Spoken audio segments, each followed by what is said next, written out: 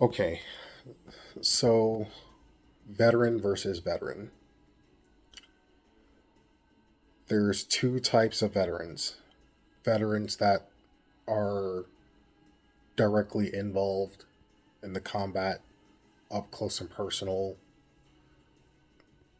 boots on the ground, and then there are those that are not directly in combat but were in combat, like the Navy, for example. So those are the two types of veterans. Also, in that same category, there are those that are extremely messed up from their time in service, could hardly function, and there are those that are able to make a life for themselves outside of of the military, being a veteran, have a family, the whole entire nine, a career, everything they pretty much hope and dream for. The one thing these veterans have in common is that they hold an ideal that is sacred to them. That ideal alone could be a conflict, and that conflict turns into veteran versus veteran. And what do I mean by that? Because it had me thinking for a little bit. For a while, it had me thinking. So, for starters, I am a huge supporter of the military and a police department, the law enforcement.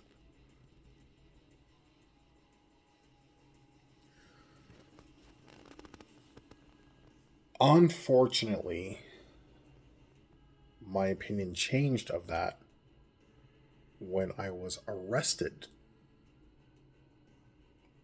by a fellow veteran, an Air Force veteran. Let that sink in a little bit.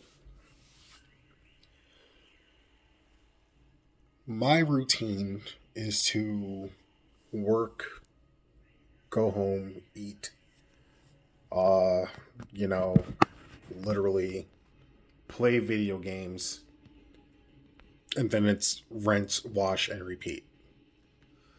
So I was arrested a little bit before Thanksgiving, November 18th to be exact. I had an appointment at the VA on November 19th. I don't like traffic. I don't like slow drivers. I don't like distracted drivers. And in Nebraska in general, there are a lot of distracted drivers. And sometimes the distractors aren't distracted, or the drivers aren't distracted. They're just oblivious, or they lack situational awareness. I lived in three counties since moving to Nebraska: Saline County, Lancaster County, and here I am right now in York County, Nebraska. Coming to Nebraska in general, I've noticed that the police here, whether it's state, county, or local, they have a lot of time on their hands. Some counties, some departments have bigger fish to fry, but there are some counties or towns where you can clearly tell they have a lot of time on their hands and they will find something to occupy their time. I was unfortunately a victim of that idle time that they had. Keep in mind that when all this occurred, the officer was extremely nice. Extremely nice. Technically, everything he did was textbook. I was completely in the wrong. I was completely in the wrong. Their side of the story is factual. But here are my facts. And I'm not excusing my behavior at all, but these are my facts. I've been pulled over multiple times in this state. multiple. One, two, three, four. A total of 7 times within the course of come February, it would be 4 years. 3 of those times were in less than 9 months in York County. There are a lot of people before I moved to York, when I moved to York, and after the arrest, people warned me, you know, get out, don't stay, whatever the case may be, you know. Um, but I was warned and I didn't listen to them. And the reason why I didn't listen is because I have a routine. Like I said, go to work, come home, play video games, rinse, wash, and repeat. When I was pulled over the third time, I was extremely irritated. I was irritated because, again, I see that they had a lot of time on their hands, and it's like there's missing children, there's women that are being, assaulted, abused by their husbands, people that are distracting driving. I mean, like literally on their phone. Like most vehicles nowadays have Bluetooth connection for your phone and the whole entire getup. So in a way, there's hands-free calling, hands-free everything when it comes to your vehicle. But they still use their phone while they're driving. There's plenty of things you can do, but you pull me over for taking a right turn at a red light, then you pull me over for speeding, and you wanted to tell me how fast I was going, and then you pull me over for having a blue LED light on my truck. I wanted to speak to a supervisor to see what was going on.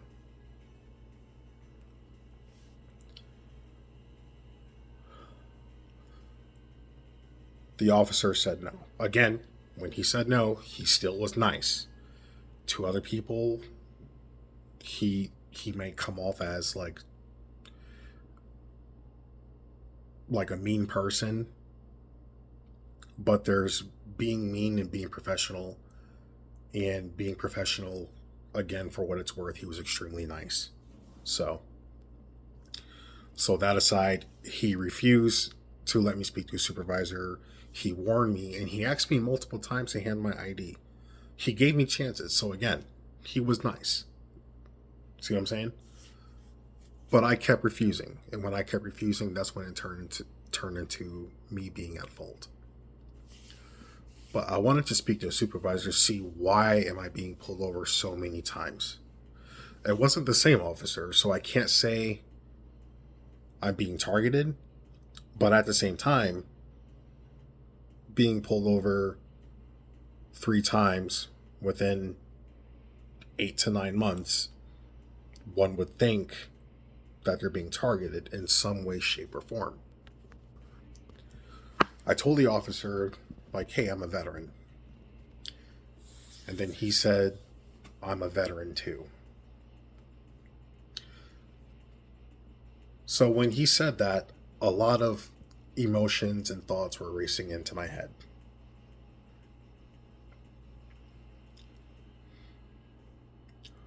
But now that I'm getting close to this court date, literally, I'm a day. Today's Tuesday.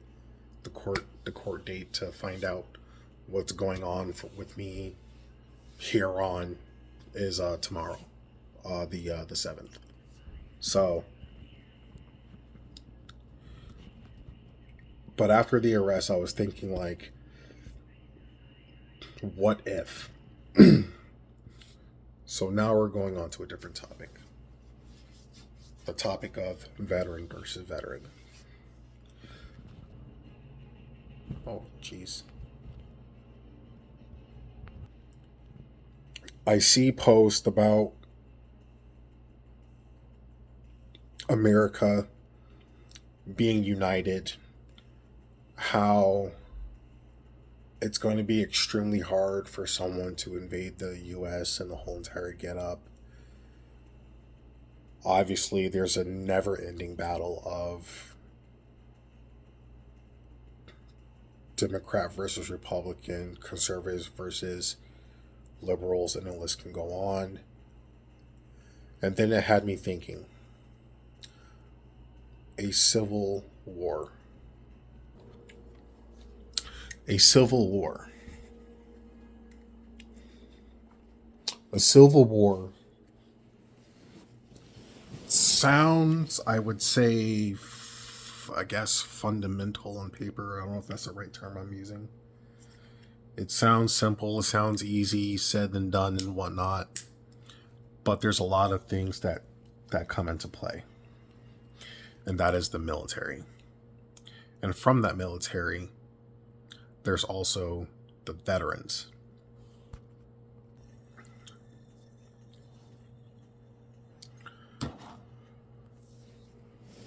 The veterans have an ideal. They have an image on what America should be and how everyone else should be.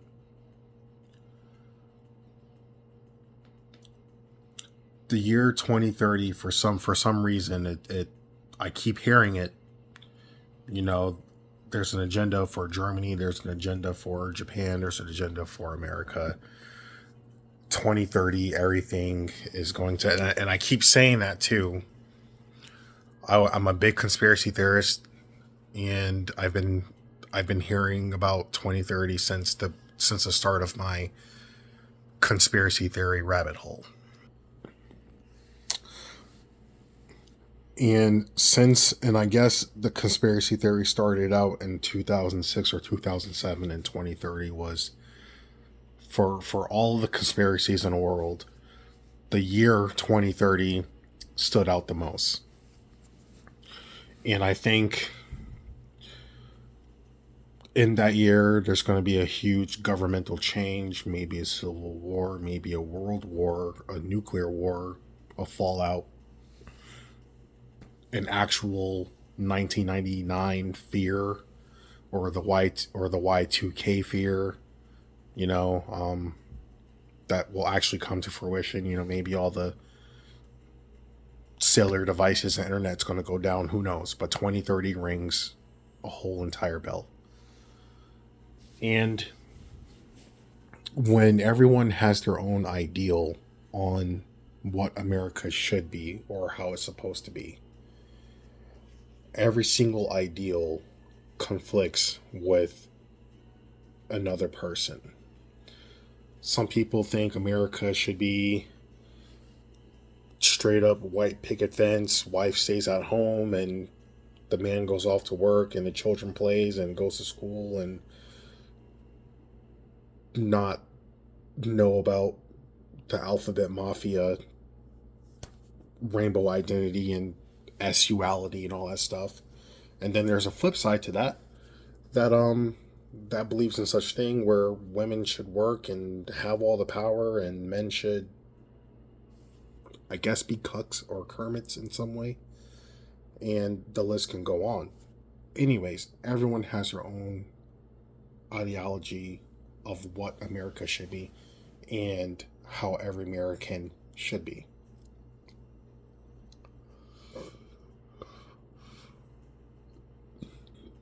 And the military itself is huge. Even though it's 1% or 2% of the US population, that is still a large number of people of that said population. And that said population has their own ideals, whether it's left, whether it's right, or somewhere in between. They all served in that same U.S. military, and they all have their different ideals. And then, if a civil war does come out, and someone identifies another veteran, how would that play out? Because if I'm just minding my business and living my life, and a fellow veteran interrupts my life, how will that change how I see my fellow countrymen or my fellow veterans? On paper, a veteran should have each and every other veteran's back, their best interests at heart. But sometimes it doesn't play out that way. So if there's a civil war, the first people that are going to probably engage and take up arms will be former veterans. And then you're going to have veterans that are for the government, and then you're going to have some that are completely against the government. And some of those veterans that are for the government, they are your local police, firefighter. They probably re-enlisted into the military. They've done everything they can to stay and be involved with their government and continue serving in some capacity. And then you have veterans like me who just wants to retire, collect that pension, yell at those kids that are on your lawn, blasting that dag nabbit rap music while you have your trusty old bloodhound just aging away as you're aging too, and howling at nothing and also howling at everything. And then when those two worlds collide, then what? So it gave me a better perspective. Like this is a whole entire rabbit hole, and this is probably another conspiracy that may or may not be true. But it definitely made me rethink on like first time offenders. First time offenders with extremely light petty crime, non-violent crime. They get on parole, and if they used to be a gun collector, now they got to give it up. Why do you got to give it up? Because the law says so. But that person's a veteran and he knows how to use it. So if the law has to come after him, he can't defend himself. It's a far stretch outside looking in, but it does make you think. It also makes you think, like, why is the government so hell-bent on taking away guns? Well, because we have the first, second, third, and possibly fourth largest military in the world.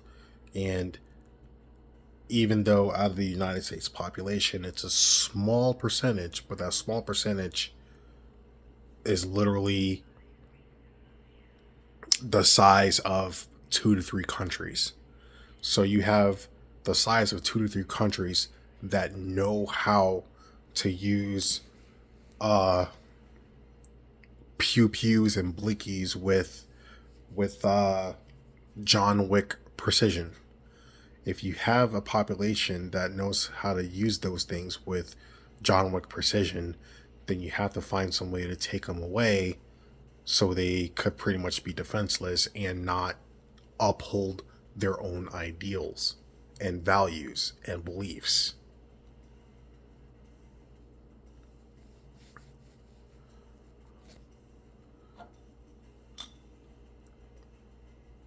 There are alphabet mafia veterans. There are straight up, my name is Cletus and I'm from Texas, or John from the Midwest, or something like that. All walks of life, all different political views, all different family values. But but the thing we have in common is that we know a thing or two about a thing or two.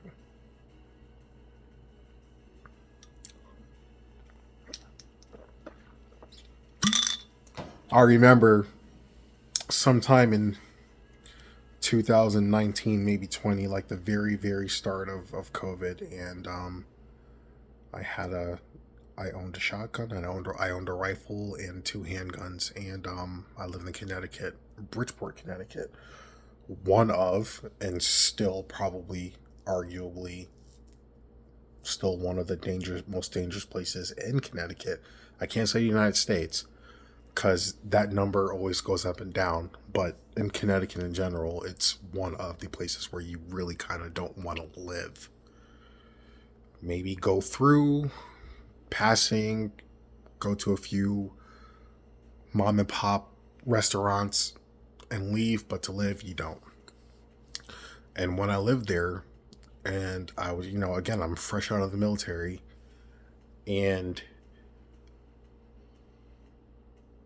my therapist at the time, and he was an amazing therapist, and I wish there were more people like him on a serious note, on an extremely serious note. I really wish there were.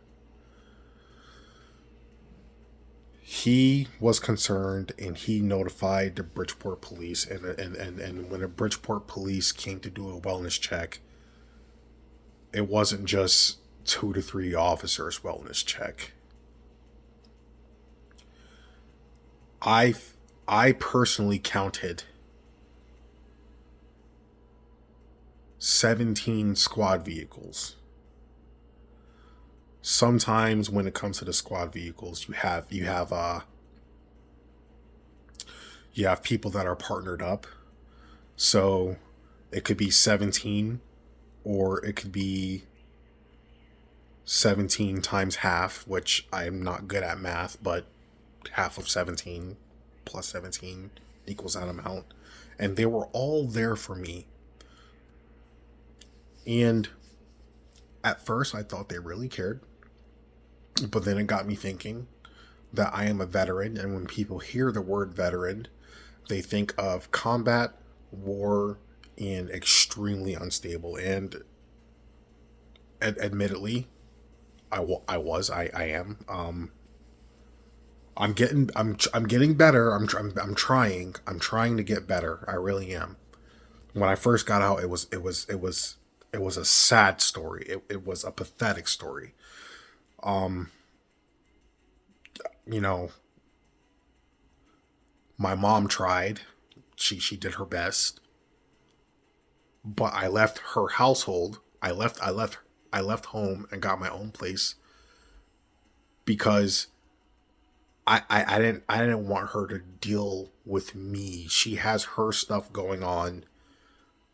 At the time, she had 1, 2, 3 minors living with her, my little half brothers and sisters. And the last thing I need is for her to get caught up with my sick mind. But putting all that aside, those are the 3 things I think of: war, combat, and like being unstable. And my therapist let them know that I had firearms. So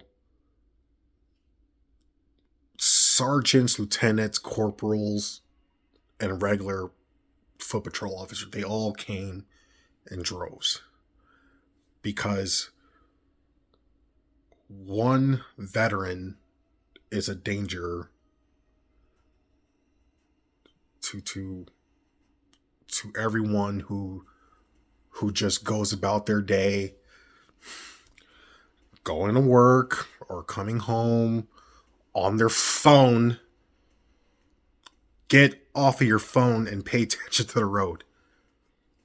But they're on their phones, just, and in the back of your head, you're thinking like, dang, like I could really take over this town if I really wanted to, kind of thought process.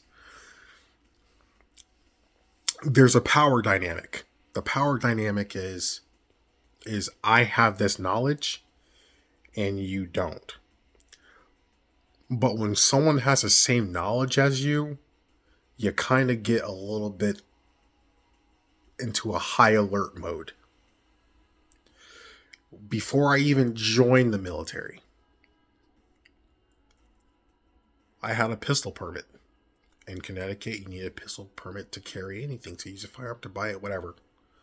That's most states. Especially blue states.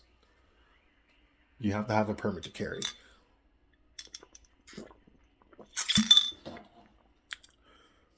When I got pulled over, I showed a police officer my permit.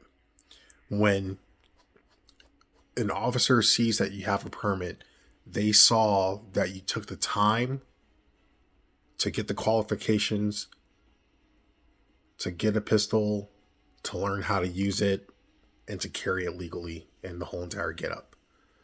So they don't see you as someone average that they're pulling over.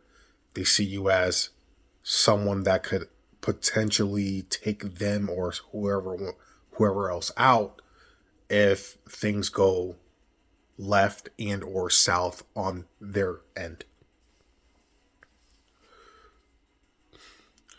So when it comes to a veteran, you don't know someone's a veteran unless if they display it loudly and proudly that they served in the Army, Navy, Air Force, Coast Guard, I guess. Now the Space Force and the Marines, especially the Marines. But you have some veterans, like myself, who don't display that. And the only time you'll know that I'm a veteran is if I say, hey, I gotta go to the VA, or I simply flat out tell you that I'm a veteran. And then when I tell you that I am, you start to immediately notice that either you're also a veteran or in the military, and that we are right here, or you're not in the military, or you're not a veteran, or whatever the case may be, and you're down here and you see me up here. I'm not trying to say anyone's beneath a vet or anything like that. I'm just saying, like, there's a power dynamic plus knowledge and know-how dynamic. Let's be honest. Let's be completely honest and for real. If a civil war broke out right now, the first people that will run and hide will be the ones who've never been in combat, who don't want to be in combat, the people who probably have an OnlyFans or something like that, someone who's book smart, not street smart, whatever. You'll have the people that would probably squat up with their fellow, I don't know, their fellow Reds or fellow Blues, their fellow Kings, whatever. And then when one of their boys get, they have no aim, they shoot sideways, or they, and then when one of their boys drop, they flee the situation. A veteran would pretty much show you the living definition of stand your ground and or the castle law.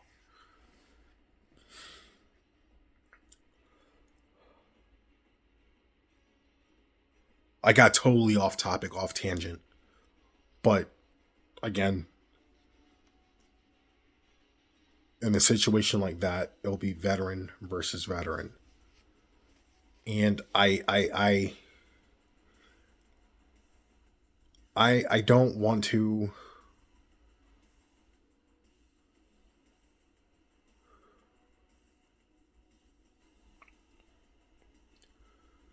this whole entire legal thing completely change how I see my fellow veterans. And even if someone else is a fellow veteran, I unfortunately will see them as an enemy until they specifically say, they are for the people and, not for the government, I guess. I don't know. It's hard to, I don't know how to. I think I need to create a podcast or something so I could get someone else to talk with me or to relay my thoughts or something.